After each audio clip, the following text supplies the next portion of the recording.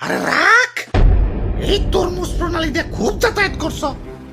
আর না, আরে একটা জাহাজও যাইতে দিন না। এতদিন ক্ষমতা দেয় নাই আর দুর্বল ভাবছ। গেট আটকে দে চালু করে।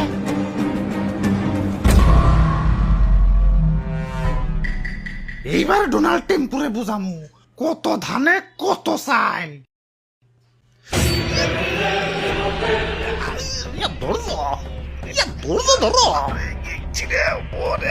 আরে দাদু আমগো দেশের কি হইছে এমন করতেছে কেন?